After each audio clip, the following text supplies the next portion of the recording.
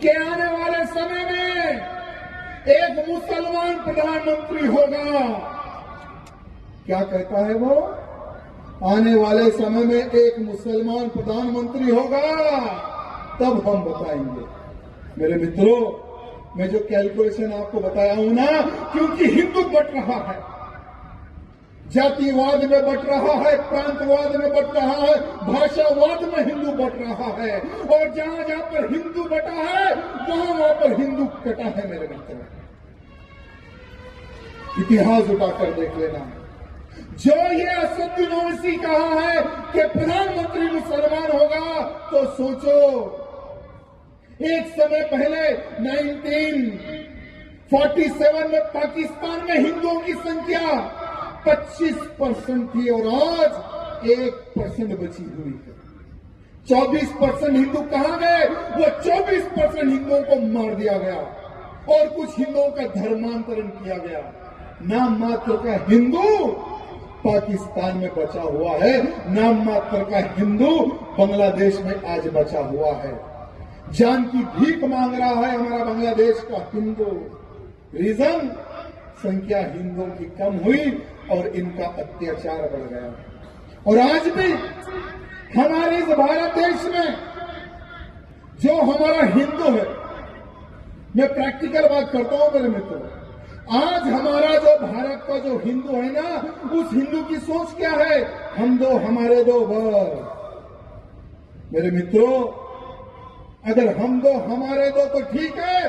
हम प्रधानमंत्री मोदी जी से निवेदन करना है कि मोदी जी, बहुत अच्छे काम आपने किए हैं, हिंदुओं का सपना पूर्ण किया है अयोध्या में राम मंदिर बनाकर। काश्मीर हिंदुस्तान का था, नहीं किसी के बाप का था।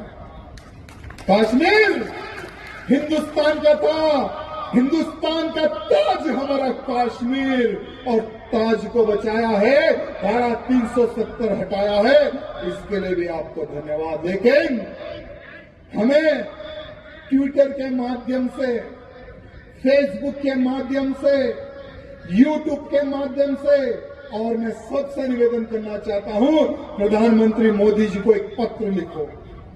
एक लेटर कितने का आता है? 5 रुपए, 10 रुपए, 2 रुपए। मोदी जी का एड्रेस आपको गूगल में मिल जाएगा। मराठी में जिस भाषा में आप लिख सकते हो उस भाषा में लिखो, या जितने लोग आए हाथ जोड़कर निवेदन है, जिस भाषा में लिख सकते हो लिखो, मोदी जी को पोस्ट करो, पत्र लिखो, ट्विटर पे कमेंट करो, फेसबुक पर कमेंट करो कि मोदी जी, हम दो हमारे दो तो ठीक है, इन लैंडों के भी ऊपर वो इंप्लीमेंट करो।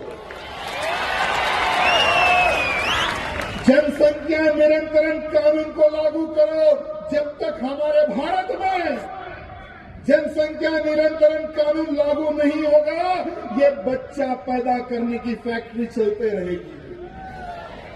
आज महाराष्ट्र में चुनाव हुआ तो महाराष्ट्र के एक मंत्री जी ने कहा है कि हम उसी क्षेत्र में विकास करेंगे जहां पर हिंदू रहता है, जहां से हमें वोट आया है। मंत्री जी धन्यवाद, कम से कम आज आपको समझ में आ रहा है, कम से कम आज आपको समझ में आ रहा है कि हमें तिलकधारी ही वोट करता है, भगवाधारी ही वोट करता है, ये गौ मांस खाने वाला वोट नहीं करता है, ये लव जिहादी वोट नहीं करता है। आज के हर वो महाराष्ट्र के नेता को सोचने समझने की आवश्यकता है। और महाराष्ट्र का हिंदू, महाराष्ट्र का वीर, छत्रपति शिवाजी का मावला हर बार एक ही बात कहता है, जो हिंदू हित की बात करेगा वही महाराष्ट्र में राज करेगा। यह बात महाराष्ट्र के हर वो नेता को समझने की आवश्यकता है। और भले ही आप किसी भी विधानसभा से क्यों ना आते हो, वो नेता को कहना कि भाई बहुत हो गया डेवलपमेंट का काम, अब हिंदुत्व की बात करो। विकास के साथ साथ में अगर तुम हिंदू कार्यकर्ताओं की रक्षा के लिए खड़े होगे तो तुम्हारी जब आरती उठेगी ना, सबको मरना है ना, तुम्हें मरना है, मुझे मरना है, हम सबको मरना है। लेकिन जब नेताजी आप मरोगे तो एक विधायक या सांसद बन के ही मरोगे, तब तक हम आपको जिताएंगे। लेकिन हमारी शर्त है, हिंदुत्व की बात करो, हिंदुत्व के लिए कार्य करने वाले कार्यकर्ताओं के लिए एक सपोर्टर, एक पिलर जैसा बनकर खड़े रहो। यहां हमारे नेताओं को आज बताने की आवश्यकता है। आज हमारे कार्यकर्ता गौ रक्षा के लिए जाते हैं, आज हमारे कार्यकर्ता लव जिहादी को सबक सिखाने के लिए जाते हैं। आज जो हमारा हिंदू है, जो ये क्रिश्चियंस जो धर्मांतरण का काम करते हैं और कुछ मुस्लिम जो उनमें भी कन्वर्ट कर रहे हैं, जब उनको रोकने के लिए जाते हैं तो हमारे कार्यकर्ताओं पर गुनाह दाखिल होता है, हमारे कार्यकर्ताओं के ऊपर गुनाह दाखिल होता है, हमारे कार्यकर्ताओं को जेल में डाला जाता है। वो जो जेल में जाएगा कार्यकर्ता, जिसके ऊपर गुनाह दाखिल होगा, अगर उनको छुड़ाने के लिए, उनके सपोर्ट के लिए अगर कोई नेता खड़े हो जाए, मेरे मित्रों, ऐसे नेता को ही साथ देना और डुप्लीकेट हिंदुओं को असल में साथ नहीं देना। क्योंकि चुनाव के समय पर भगवा डाल लेते हैं, चुनाव समाप्त होते ही दरगाह में जाकर माथा ठोकते हैं। ऐसे लोगों को कभी सपोर्ट नहीं करना। आज हमारे इस कोल्हापुर क्षेत्र में, यानी एक हिस्ट्री हमारे भाई जी ने मुझे बताई है कि साहूजी महाराज जी ने हिंदुओं के, लेकिन तुम लोग क्या कहते हो कि हमें 15 मिनट दे दो, पुलिस को हटा दो, 100 करोड़ हिंदुओं को हम खत्म कर देंगे बोलने वालों। आज उत्तर प्रदेश में महाकुंभ चल रहा है, उत्तर प्रदेश में महाकुंभ चल रहा है, लाखों नहीं करोड़ों हिंदू जाकर स्नान कर रहे हैं पवित्र नदी में, साधु संत जा रहे हैं पवित्र नदी में स्नान करने के लिए। उन्हीं साधु संतों में एक साधु आता है, नागा साधु, एक संत आता है नागा साधु। नागा साधुओं का इतिहास है, कभी वो पब्लिक में नहीं आते, सिर्फ कुंभ के समय पर ही बाहर आते। लेकिन अगर उनका इतिहास उठाकर देखे, जब जब सनातन पर संकट आया, वही नागा साधुओं ने तलवार उठाई, भाला उठाया, त्रिशूल उठाकर मुल्लों का सर काटने का काम हमारे नागा साधुओं ने किया।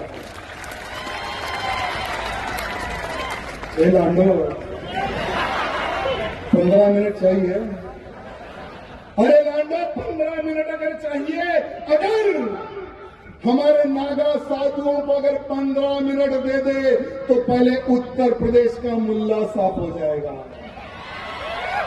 अगर हमारे नागा साधुओं को हैदराबाद भेज दे, ये 15 मिनट भोगने वाले कुत्ते यहां भारत छोड़कर पाकिस्तान में चले जाएंगे। अगर हमारे नागा साधुओं को 15 मिनट छूट दे दे। हिंदुओं से कभी ना टकराना, हिंदुओं से कभी ना टकराना। हिंदू जब जब उठा है, इतिहास लिखा है, और इतिहास भी ऐसा वैसा नहीं, तुम्हारे खून की हर वो बूंद से हमारा हिंदू ने इतिहास लिखा है मेरे मित्रों। और ये बड़ा बुलडॉग ओवैसी क्या कहता है, ये बड़ा ओवैसी लांडा क्या कहता है, ये पार्लियामेंट में जब शपथ ले रहा था, जय भीम, तैमूर का बाप सैफ अली खान की न्यूज चल रही थी कि सैफ अली खान के ऊपर किसी ने हमला कर दिया। किसने हमला किया भाई? अरे महाराष्ट्र का एक विधायक कहता है कि ये हिंदुओं की चाल है, शायद हिंदू ही इसने हमला किया है। तो उस नेता को कहना चाहूंगा कि साले डूब मर। एक बांग्लादेशी आता है, सैफ अली खान के घर जाता है, सैफ अली खान पर हमला करता है। जब वो पकड़ा जाता है तो मीडिया के सामने आता है कि ये हमला करने वाला मुसलमान बांग्लादेश से आया है। सैफ अली खान एक हीरो है। सैफ अली खान कौन है? Film star. और यही सैफ अली खान साहब ने 1950 में यानी 1951 में एक शादी की। किससे शादी की? प्रीति सिंह से मैंने लिखा ही लाया था। हाँ, अमृता सिंह जी से उसने 1951 में शादी की। अमृता सिंह जी कौन थी? हिंदू। उसके बाद में अमृता सिंह जी से दिल भर गया, चले गए हमारे सैफ अली खान इटली। वहां पर एक औरत से उन्होंने इश्क लड़ा दिया, दूसरी शादी हो गई, वहां पर भी दिल भर गया। अपनी बेटी की उम्र है हमारी करीना जी, करीना कपूर। करीना कपूर जी कौन है? हिंदू। अब करीना कपूर को भी उन्होंने शादी कर ली। तो ये है हमारे फिल्म स्टार की लाइफ। और आज हम लव जिहाद की बात कर रहे हैं। हमारी बहन बेटियों को लव जिहादी फंसा रहा है, पटा रहा है, काट रहा है। सबसे बड़ा लव जिहादी तो आपके महाराष्ट्र में हीरो बनकर घूम रहा है। सैफ अली खान ने 3 शादियां की है। तीनों का अगर इतिहास उठाकर देखेंगे तो हिंदू। क्यों भैया? किसी मुसलमान ने तुम्हें स्वीकार नहीं किया क्या? क्या किसी मुसलमान ने फिर क्या तुम्हारा दिल नहीं आया क्या? जो हमारी हिंदू बहन बेटियों को तुमने टारगेट किया है, जब तक यूज करना है करके बाद में छोड़ दिया है। यहां काम हमारे महाराष्ट्र में चल रहा है। हाल ही में यही महाराष्ट्र में 1 लाख से अधिक हिंदू बहन बेटियां लव जिहाद की शिकार हुई है। आपके महाराष्ट्र की विधानसभा में एक मंत्री जी ने कहा है, पार्लियामेंट में हमारे एक सांसद जी ने कहा है कि महाराष्ट्र लव जिहादियों का अड्डा बन चुका है। मेरे मित्रों, कैसे रोके लव जिहाद को? आज हमारे भारत का जो मुसलमान है ना, वो वंदे मातरम कहने पर 1000 बार सोचता है, भारत माता की जय बोलने पर 1000 बार सोचता है। हाल ही में हमारे प्रधानमंत्री जी कुवैत चले गए। कहां गए? कुवैत। प्रधानमंत्री मोदी जी जब कुवैत गए तो वहां का एक मुसलमान है, कुवैत का एक बहुत ही अच्छा सिंगर है मुबारक। वो मुसलमान वंदे मातरम गीत गा रहा है। वो मुसलमान भारत माता की जय गर्व से कह रहा है। तो मैं भारत के मुसलमानों से ये पूछना चाहूंगा, क्या कुवैत का इस्लाम और भारत का इस्लाम क्या अलग है क्या? अगर तुम वंदे मातरम गाओगे तो तुम्हारा इस्लाम खतरे में आएगा, भारत माता की जय बोलोगे तो तुम्हारा इस्लाम खतरे में आएगा। तो क्या कुवैत का मुसलमान, क्या तुम मुसलमानों से क्या अलग है? क्या तुम जो किताब पढ़ते हो, क्या वो लोग वो किताब नहीं पढ़ते? मैं भारत के मुसलमानों से पूछना चाहूंगा, लेकिन नहीं, जो भारत का हिंदू कहेगा हम उसको फॉलो नहीं करेंगे। जिसकी जय बोलेगा ना, चलो इन लांडों को हम आजादी देते हैं। मेरे भारत देश में रहकर जो एनआरसी का विरोध करेगा हम उसे देंगे आजादी, हम उसे देंगे आजादी। मेरे भारत देश में रहकर जो CAA का विरोध करेगा हम उसे देंगे आजादी, हम उसे देंगे आजादी। मेरे भारत देश में रहकर जो भारत से गद्दारी करेगा तो हम उसे देंगे आजादी, हम उसे देंगे आजादी। मेरे भारत देश में रहकर जो जनसंख्या बढ़ाएगा, जो आतंकवाद बढ़ाएगा तो हम उसे देंगे आजादी, हम उसे देंगे आजादी। मेरे भारत देश में रहकर जो UCC का विरोध करेगा तो हम उसे देंगे आजादी, तो हम उसे देंगे आजादी। मेरे भारत देश में रहकर जो गौ माता को काटेगा हम उसे देंगे आजादी, हम उसे देंगे आजादी। जो मेरे भारत देश में रहकर जो भारत माँ की जय नहीं बोलेगा, जो वंदे मातरम नहीं बोलेगा तो हम उसे देंगे आजादी, तो हम उसे देंगे आजादी। मेरे भारत देश में रहकर जो लैंड जिहाद करेगा, जो लव जिहाद करेगा, जो थूक जिहाद करेगा तो हम उसे देंगे आजादी।